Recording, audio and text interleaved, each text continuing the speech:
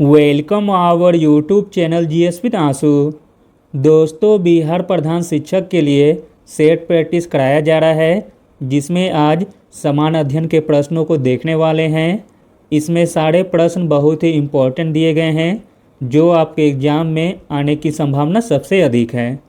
जो लोग बिहार सचिवालय की तैयारी कर रहे हैं तो वो लोग भी इस सेट को ज़रूर लगाएं। चलिए शुरू करते हैं। पहला प्रश्न है, चिश्ती परंपरा का मुख्य केंद्र कहाँ था? तो दोस्तों, चिश्ती परंपरा का मुख्य केंद्र था अजमेर में। चिश्ती परंपरा का मुख्य केंद्र अजमेर था। चिश्ती परंपरा के जनक मोइनुद्दीन चिश्ती थे, जो मोहम्मद गौरी के समकालीन थे, और इनका मकबरा अजमेर में अवस्थित है। अगला प्रश्न देखते हैं, संस्कृत भाषा के प्रसिद्ध लेखक कौन थे? तो संस्कृत भाषा के प्रसिद्ध लेखक थे कालिदास। अगला प्रश्न है, फूलों की घाटी उत्तराखंड के किस स्थान पर अवस्थित है? तो फूलों की घाटी उत्तराखंड स्थित है चमोली जिले में। Option number B. अगला प्रश्न देखते हैं, मंगल पांडे किस राज्य से थे? तो दोस्तों, मंगल पांडे थे उत्तर प्रदेश राज्य से। अगला प्रश्न देखते हैं, भारत में प्रोजेक्ट टाइगर कब शुरू की गई थी? तो दोस्तों, भारत में प्रोजेक्ट टाइगर शुरू की गई थी 1973 ईस्वी में। अगला प्रश्न देखते हैं, 2 अक्टूबर को गांधी जी के अलावा किसका और जन्मदिन है? तो दोस्तों, 2 अक्टूबर को गांधी जी के अलावा जन्मदिन है लाल बहादुर शास्त्री जी का। गांधी जी का जन्म हुआ था 2 अक्टूबर 1869 ईस्वी को, तथा लाल बहादुर शास्त्री का जन्म हुआ था 2 अक्टूबर 1904 ईस्वी में। अगला प्रश्न देखते हैं, बद्रीनाथ स्थित है? तो दोस्तों, बद्रीनाथ स्थित है अलकनंदा में। अगला प्रश्न देखते हैं, भारत रत्न दिया जाता है? तो दोस्तों, भारत रत्न दिया जाता है राष्ट्रपति के द्वारा। भारत रत्न 26 जनवरी को गणतंत्र दिवस के अवसर पर राष्ट्रपति के द्वारा दिया जाता है। अगला प्रश्न है, यूनेस्को में सी का अर्थ क्या होता है? तो दोस्तों, यूनेस्को में सी का अर्थ होता है cultural. Option number A. UNESCO का पूरा नाम है united nation education scientific and cultural organisation. UNESCO की स्थापना हुई थी 16 नवंबर 1945 को, और यूनेस्को का मुख्यालय है पेरिस में। अगला प्रश्न देखते हैं, असम और किस राज्य के बीच 50 सालों से जारी सीमा विवाद को सुलझाया गया है? तो वह राज्य है Meghalaya. Option number C. Assam और मेघालय राज्य के बीच 50 सालों से जारी सीमा विवाद को सुलझाया गया है। अगला प्रश्न देखते हैं, इम्पोर्टेंट प्रश्न है, 94वें ऑस्कर पुरस्कार में किस फिल्म को सर्वश्रेष्ठ फिल्म का पुरस्कार प्रदान किया गया है? तो दोस्तों, 94वें ऑस्कर पुरस्कार में फिल्म कोडा को सर्वश्रेष्ठ फिल्म का पुरस्कार प्रदान किया गया है। अगला प्रश्न है, इम्पोर्टेंट प्रश्न है, कार्टाजेना प्रोटोकॉल संबंधित है? तो दोस्तों, कार्टाजेना प्रोटोकॉल संबंधित है जैव विविधता से। Option number C. Cartagena protocol जैव विविधता से संबंधित है। कार्टाजेना प्रोटोकॉल 11 सितंबर 2003 से प्रभावी है। अगला प्रश्न देखते हैं, सामाजिक न्याय और अधिकारिता मंत्रालय किसके पास है? तो सामाजिक न्याय और अधिकारिता मंत्रालय है डॉक्टर वीरेंद्र कुमार के पास। अगला प्रश्न देखते हैं, डीआरडीओ द्वारा हाल ही में प्रक्षेपित पर्ले मिसाइल किस रूप में मार करने में सक्षम है? तो दोस्तों DRDO द्वारा हाल ही में प्रक्षेपित पर्ले मिसाइल सतह से सतह मार करने में सक्षम है। अगला प्रश्न देखते हैं। बिहार का पहला जैविक ग्राम केवड़िया किस जिले में स्थित है? इम्पोर्टेंट प्रश्न है। तो बिहार का पहला जैविक ग्राम केवड़िया स्थित है जमुई जिले में। अगला प्रश्न है। प्रथम भारतीय semi high speed train Vande Bharat express किन स्थानों के बीच चलती है? तो दोस्तों प्रथम भारतीय semi high speed train Vande Bharat express चलती है वाराणसी तथा नई दिल्ली के बीच। अगला प्रश्न है।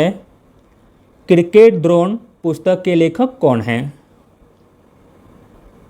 तो दोस्तों क्रिकेट द्रोण पुस्तक के लेखक हैं जतिन प्रांजपे। अगला प्रश्न देखते हैं। इसरो ने एक इंजन का परीक्षण किया जिसका उपयोग गगनयान मानव अंतरिक्ष मिशन के तहत भारत के पहले मानव ले जाने वाले रॉकेट को शक्ति देने के लिए किया जाएगा। इस इंजन का क्या नाम है? तो दोस्तों इस इंजन का नाम है विकास इंजन। अगला प्रश्न देखते हैं। किस खिलाड़ी ने महिलाओं का एकल इंडियन ओपन बैडमिंटन टूर्नामेंट 2022 का खिताब जीता है? तो दोस्तों महिलाओं का एकल इंडियन ओपन बैडमिंटन टूर्नामेंट 2022 का खिताब जीता है बुसानन ओंगबड़ा मुखफान ने। अगला प्रश्न है। डिफेंस एक्सपो 2022 का आयोजन निम्नलिखित में से किस राज्य में किया जाएगा? तो दोस्तों डिफेंस एक्सपो 2022 का आयोजन गुजरात राज्य में किया जाएगा। अगला प्रश्न है। जर्मनी के नए चांसलर कौन बने हैं? तो जर्मनी के नए चांसलर बने हैं ओलाफ स्कोल्ज। अगला प्रश्न है। विश्व में रेल मार्ग का सर्वाधिक विस्तार किस देश में है?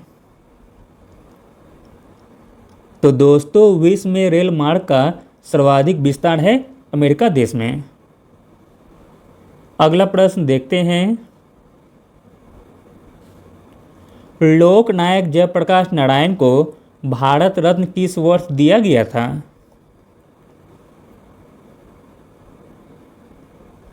तो दोस्तों लोकनायक जयप्रकाश नारायण को भारत रत्न दिया गया था 1999 में। अगला प्रश्न है। उत्तरी गोलार्ध में सबसे बड़ा दिन कब होता है? तो दोस्तों उत्तरी गोलार्ध में सबसे बड़ा दिन होता है 21 जून को। अगला प्रश्न देखते हैं। अशोक के किस शिलालेख में आत्मनियंत्रण की शिक्षा दी गई है? तो दोस्तों अशोक के छठे शिलालेख में आत्मनियंत्रण की शिक्षा दी गई है। अगला प्रश्न है। 1757 में पलासी के युद्ध में सिराजुद्दौला के साथ किसने विश्वासघात किया था? तो सिराजुद्दौला के साथ विश्वासघात किया था मीर जाफर ने। अगला प्रश्न है। पटना उच्च न्यायालय की स्थापना कब हुई थी? तो दोस्तों पटना उच्च न्यायालय की स्थापना हुई थी 1916 में। अगला प्रश्न है। बिहार में प्रखंडों की संख्या कितनी है? तो दोस्तों बिहार में प्रखंडों की संख्या है 534, जबकि बिहार में अनुमंडल की संख्या है 101, प्रमंडल की संख्या है 9। अगला प्रश्न देखते हैं। निम्न में से बिहार की सबसे ऊंची पहाड़ी कौन सी है? तो दोस्तों बिहार की सबसे ऊंची पहाड़ी है कैमूर की पहाड़ी।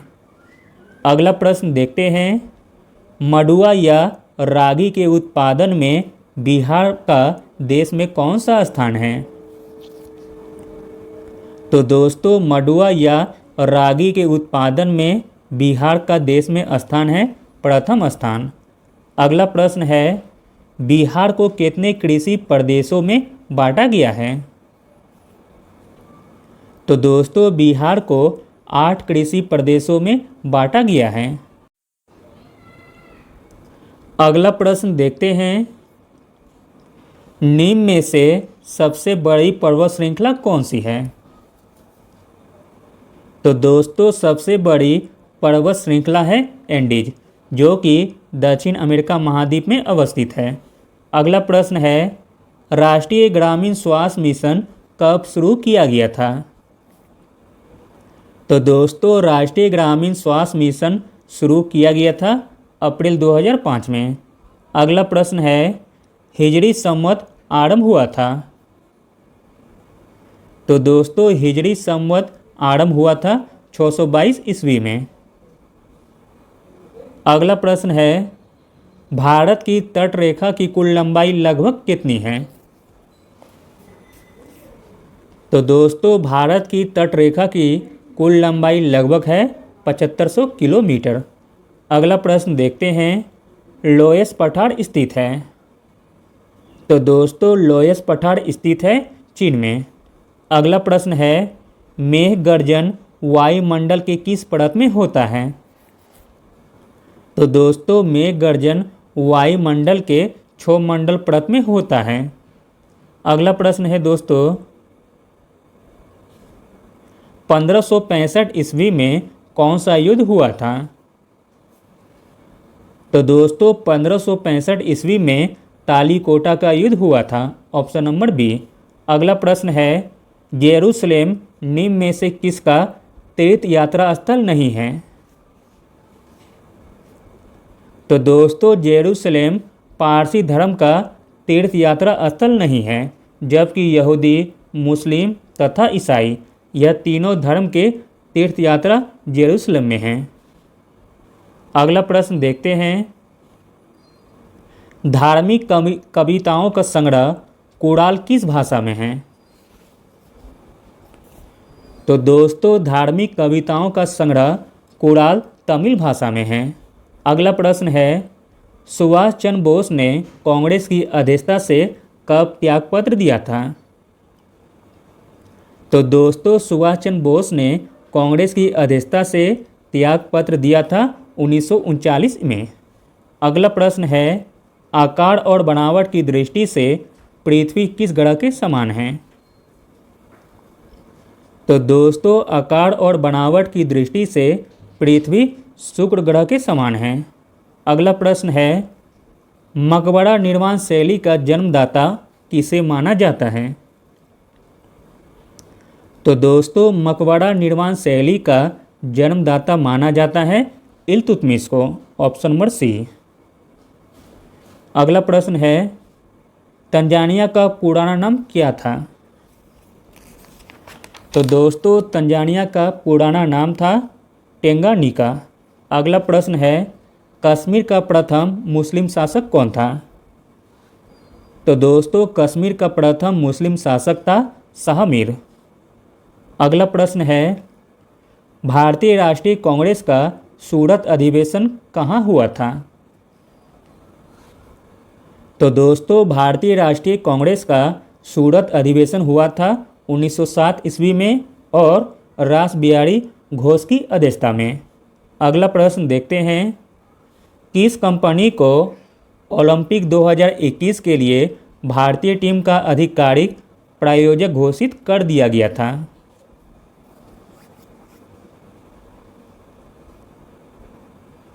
तो दोस्तों वह कंपनी का नाम था इनोक्स ग्रुप, INOX ग्रुप। अगला प्रश्न देखते हैं, पृथ्वी विज्ञान मंत्रालय द्वारा दिए जाने वाले life time excellence national award से किसे सम्मानित किया गया है? तो दोस्तों पृथ्वी विज्ञान मंत्रालय द्वारा दिए जाने वाले life time excellence national award से सम्मानित किया गया है अशोक साहनी जी को। अगला प्रश्न है, ग्रीन लाइट्स पुस्तक के लेखक कौन हैं? तो दोस्तों ग्रीन लाइट पुस्तक के लेखक हैं मैथ्यू मैककोनागी। अगला प्रश्न देखते हैं, किस भारतीय अभिनेता को फोर्ब्स की तरफ से लीडरशिप अवार्ड 2021 से सम्मानित किया गया है? तो दोस्तों फोर्ब्स की तरफ से लीडरशिप अवार्ड 2021 से सम्मानित किया गया है सोनू सूद जी को। अगला प्रश्न है, निम्नलिखित में से कौन सुमेलित नहीं है? तो दोस्तों जो सुमेलित नहीं है वह है option number C, silver electric bulb, जो कि गलत दिया गया है। विद्युत बल्ब में आर्गन गैस भरा जाता है, न कि सिल्वर। बाकी सभी सही दिए गए हैं। मैग्नीशियम का प्रयोग आतिशबाजी में होता है, यूरेनियम का उपयोग परमाणु बम में होता है तथा जिंक का प्रयोग गैल्वेनीकरण में होता है। अगला प्रश्न देखते हैं, निश्चेतक के रूप में प्रयुक्त हो सकने वाले पदार्थ कौन से हैं? तो दोस्तों निश्चेतक के रूप में प्रयुक्त होने वाली पदार्थ है क्लोरोफॉर्म तथा नाइट्रस ऑक्साइड। तो दोस्तों इस प्रश्न का आंसर हो जाएगा ऑप्शन नंबर ए, 1 तथा 2। अगला प्रश्न है, यूरिया में नाइट्रोजन की मात्रा होती है? तो दोस्तों यूरिया में नाइट्रोजन की मात्रा होती है 46%। अगला प्रश्न है, अधिक नमक वाले अचार में जीवाणु मर जाते हैं क्योंकि? तो दोस्तों अधिक नमक वाले अचार में जीवाणु मर जाते हैं क्योंकि इनके कोशिका द्रव संकुचित हो जाते हैं और इस तरह मर जाते हैं। अगला प्रश्न है, 86 डिग्री फ़ारेनहाइट निम्नलिखित में से किसके बराबर है? तो दोस्तों 86 डिग्री फ़ारेनहाइट बराबर है 30 डिग्री सेल्सियस पर। अगला प्रश्न है, सूची 1 को सूची 2 के साथ सुमेलित करना है। चलिए सुमेलित करते हैं। ए का मिलान हो जाएगा 4 से, फॉर्मिक अम्ल का चींटी से हो जाएगा। बी का मिलान हो जाएगा 3 से, टार्टरिक अम्ल जो कि इमली में पाया जाता है। सी का मिलान हो जाएगा 2 से, ग्लूटेमिक अम्ल गेहूं में पाया जाता है तथा डी का मिलान 1 से हो जाएगा, लैक्टिक अम्ल दूध में पाया जाता है। इस प्रकार दोस्तों ऑप्शन नंबर बी सही हो जाएगा। अगला प्रश्न देखते हैं, निम्न में से कौन परमाणु रिएक्टर के मंदक के रूप में कार्य नहीं करता है? तो दोस्तों परमाणु रिएक्टर के मंदक के रूप में कार्य नहीं करता है वह है कैडमियम रॉड, जबकि भारी जल, ग्रेफाइट तथा बेरिलियम ऑक्साइड यह तीनों का प्रयोग परमाणु रिएक्टर के मंदक के रूप में होता है। अगला प्रश्न देखते हैं, कौन सी रक्त कोशिका अमीबा से समानता रखती है? तो दोस्तों रक्त कोशिका जो अमीबा से समानता रखती है वह है WBC। अगला प्रश्न है, मैन का पूरा नाम क्या है? फुल फॉर्म बताना है। तो दोस्तों मैन का फुल फॉर्म है मेट्रोपॉलिटन एरिया नेटवर्क। अगला प्रश्न देखते हैं, इलेक्ट्रॉनिक उपकरणों में मेमोरी का मात्रक बाइट होता है, 1 GB का सही मान क्या होगा?